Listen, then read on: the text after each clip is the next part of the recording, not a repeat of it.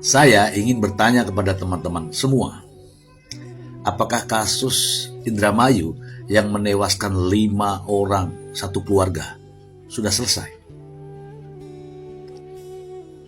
Rasa-rasanya sih belum ya. Tapi saya mendengar informasi bahwa sudah ada yang berbicara mengenai ahli waris, warisan, bahkan sampai bertanya-tanya tentang harta warisan. Dan anehnya, yang mengatakan demikian itu bukan keturunan, bukan saudara. Bisakah membicarakan warisan padahal bukan saudara? Saya melihat begini ya, dari kasus ini, kalau berbicara warisan dari hukum perdata, warisan itu digolongkan ada 4 ya.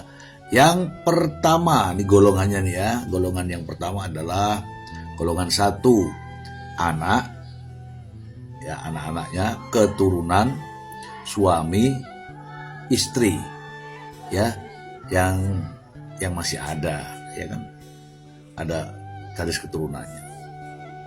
Golongan kedua, orang tua, saudara kandung beserta keturunannya. Saudara kandung beserta keturunannya. Golongan 3, keluarga sedarah dalam garis lurus ke atas, ya kan? Kakek, nenek, dan seterusnya. Kemudian golongan keempat, keluarga sedarah dalam garis ke samping.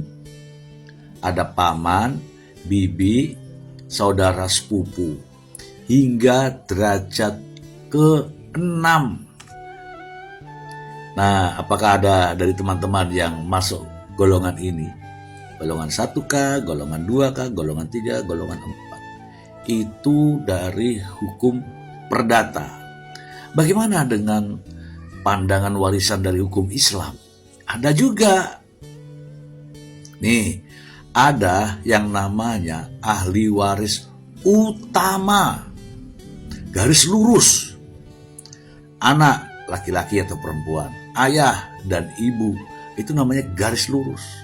Itulah yang mendapatkan waris. Kemudian hubungan perkawinan. Ya mungkin ada janda, ada duda, kan ada urut-urutannya.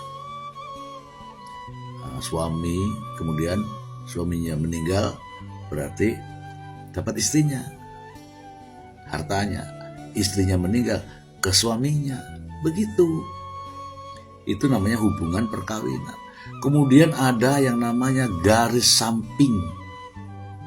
Saudara laki-laki atau saudara perempuan. Jika anak dan orang tuanya itu tidak ada.